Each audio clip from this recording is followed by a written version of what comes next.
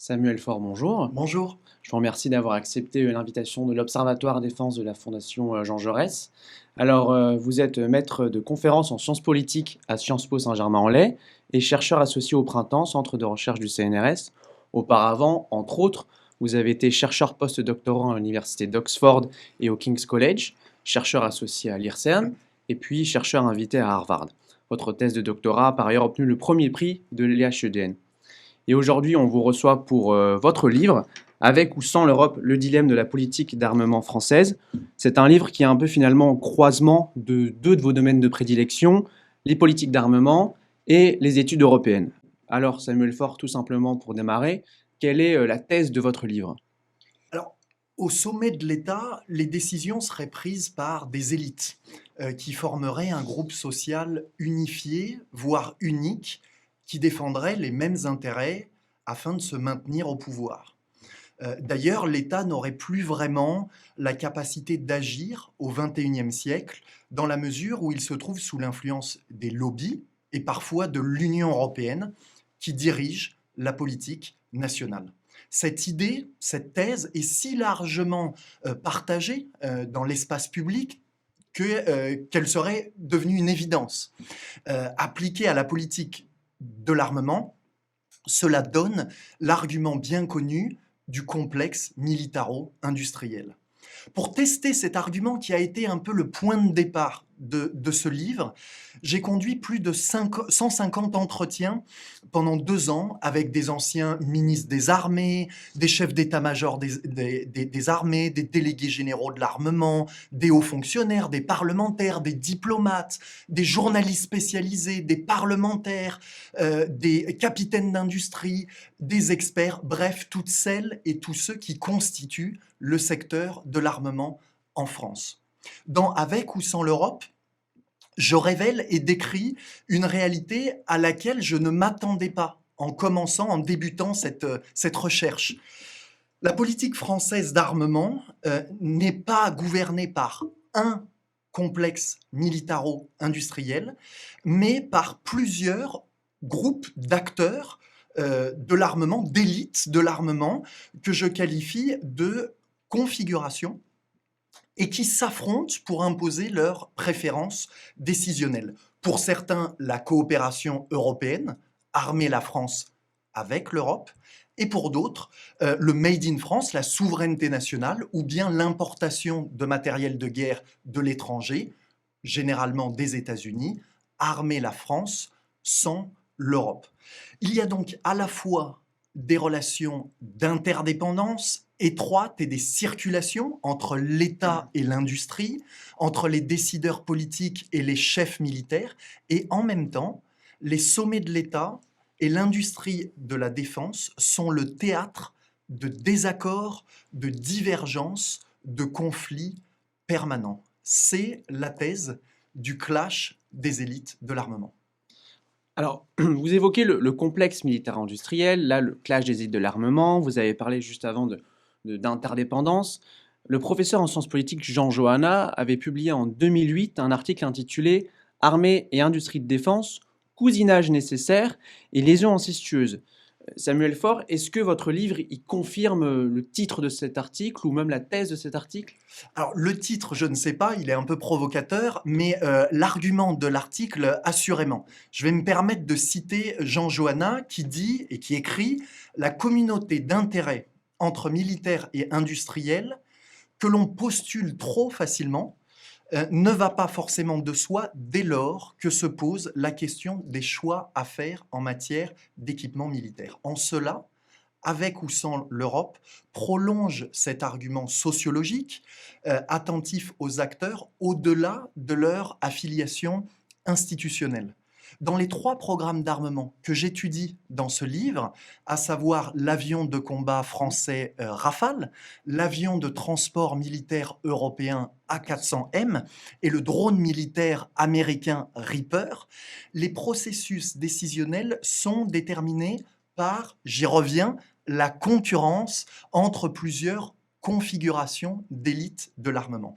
Et chacune de ces configurations rassemble, associe des acteurs militaires et industriels politique et administratif. Prenons l'exemple de l'acquisition par la France de l'A400M, cet avion de transport au début des années 2000, déployé ces dernières années au Mali, et qui a été utilisé il y a quelques semaines seulement sur le territoire national pour évacuer des malades de la Covid-19 de la région parisienne vers le sud du pays.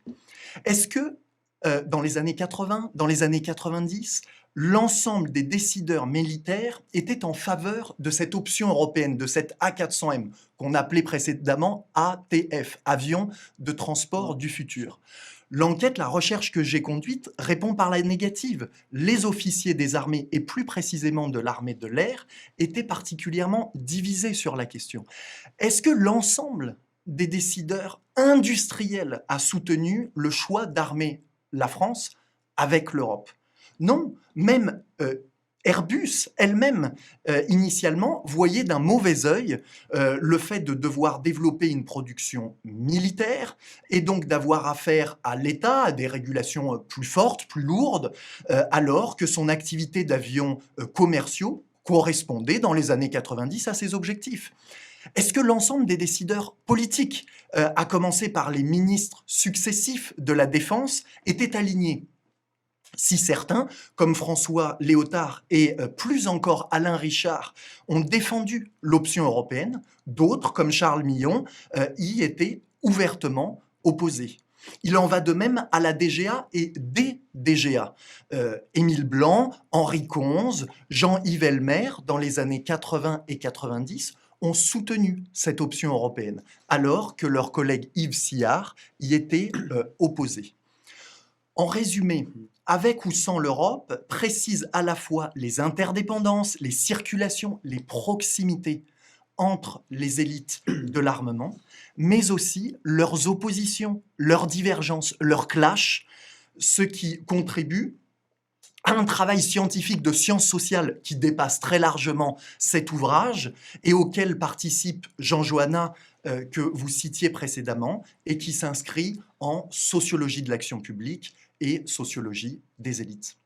Alors, pour prendre un ouvrage précédent de sciences sociales, La réforme des armées en France, publié en 2011 par Bastien Hirondelle, Bastien Hirondelle disait du Parlement français qu'il était, sur les questions de défense, dépossédé.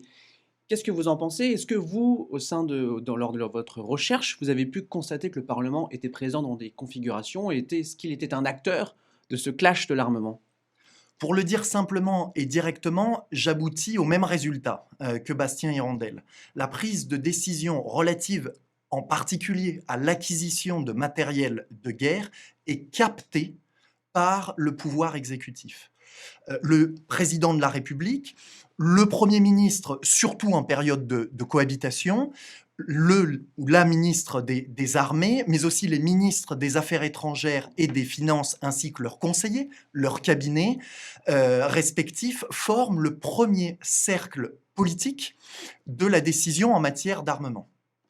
Si les parlementaires sont dans une position décisionnelle plus périphérique, leur rôle de contrôle, en particulier dans la phase de mise en œuvre des programmes d'armement, on peut rappeler que ça peut s'écouler sur des décennies, c'est des processus extrêmement longs, eh bien ce rôle de contrôle n'est pas à négliger, tout comme l'arène de dialogue que constituent les travaux en commission parlementaire et qui se matérialisent entre autres par les rapports d'information.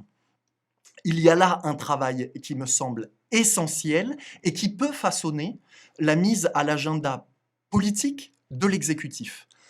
En outre, les parlementaires peuvent être ces gardiens du temps long de la politique d'armement. Les processus décisionnels, je le disais il y a un instant, se déroulant sur plusieurs décennies, il y a un enjeu à assurer une continuité politique. Enfin, le travail des parlementaires participe à développer des réseaux transnationaux, avec le Bundestag par exemple, qui peuvent, à certains moments stratégiques du processus décisionnel, s'avérer capital. Si vous prenez au sérieux l'idée développée dans l'ouvrage, selon laquelle la prise de décision étatique pour acquérir des armements, des avions de combat, des drones, des avions de transport, mais on pourrait aussi dire des chars, des frégates, n'est pas contrôlé, n'est pas maîtrisé par une personne, le président de la République lui-même, par une organisation, si puissante soit-elle, comme la DGA, alors, et que ce processus décisionnel est conditionné, en revanche, façonné par des configurations d'élite composées d'acteurs multiples, alors il est dans l'intérêt commun de l'exécutif, et en tout cas d'une partie des parlementaires, partageant le même projet politique, la nation, l'Europe, les relations transatlantiques, de travailler étroitement pour y parvenir. Alors, on est ici en train de parler finalement de l'un des premiers secteurs de politique publique, la défense, où il y a des dépenses militaires très importantes. Et je dirais que paradoxalement, en tout cas c'est la sensation qu'on peut avoir, un domaine comme les sciences sociales ne s'intéresse peut-être pas suffisamment, où il n'y a pas autant d'études qu'on pourra attendre sur ce premier secteur de politique publique en termes de dépenses. La première phrase de votre livre fait référence à La Société de l'Occident, un livre de Norbert Elias, et la dernière phrase de votre conclusion cite le sociologue doit chasser les mythes. Alors chasser les mythes, M-Y-T-H-E-S, hein, je précise. Alors, quel rôle peuvent finalement jouer les sciences sociales pour un domaine comme celui de la défense, pour la compréhension des politiques publiques de défense? La réalité politique, institutionnelle, militaire est tellement complexe qu'il n'y a rien d'évident à voir cette réalité sans trop la déformer. Et le risque, le danger, je crois, est au carré. Pourquoi? Parce qu'il y a cette peut-être arrogance des sociétés occidentales qui pensent contrôler les choses, l'action publique, l'activité économique, par les savoirs et les technologies. Or, qu'est-ce qu'on observe depuis au moins le début du XXIe siècle? C'est que les principaux événements politiques n'ont pas été prédits. Les attentats terroristes, la grande récession, la crise sanitaire de la Covid-19 que nous vivons depuis plusieurs mois. Et en cela, il me semble que les sciences sociales, ce sont nos paires de lunettes, ce sont cette boîte à outils pour restituer finalement la topographie du chemin sur lequel on s'aventure. J'ai beaucoup lu Bruno Latour pendant le confinement, qui dirait, je crois, que les sciences sociales cherchent à décrire le monde pour se défaire de nos clichés ou de nos mythes, comme vous le disiez à l'instant. Ça paraît évident et banal, et c'est pourtant, je crois, un travail colossal, complexe et indispensable. Je vous donne un exemple. Si vous reproduisez l'analyse formaliste et réifiée selon laquelle le dilemme de la politique française d'armement, et je crois qu'on peut élargir en général aux relations internationales, avec ou sans l'Europe, c'est une histoire d'intérêts nationaux. C'est ce qu'on entend d'habitude. Il y a l'intérêt français, l'intérêt britannique, l'intérêt allemand. On ne peut pas avancer parce que ces intérêts sont divergents. On a avancé parce que ces intérêts étaient convergents. Mais si vous vous limitez à ça, sans bien sûr dire que ça n'existe pas, bien sûr qu'il y a des intérêts nationaux et qu'ils peuvent être divergents, différents, voire divergents. Mais si vous vous limitez à ça, à cette lecture-là du monde, et que vous survalorisez ce qu'on appelle en sciences sociales l'unité d'analyse nationale, en considérant qu'il y a une homogénéité quasi naturelle, il n'y a qu'à écouter notre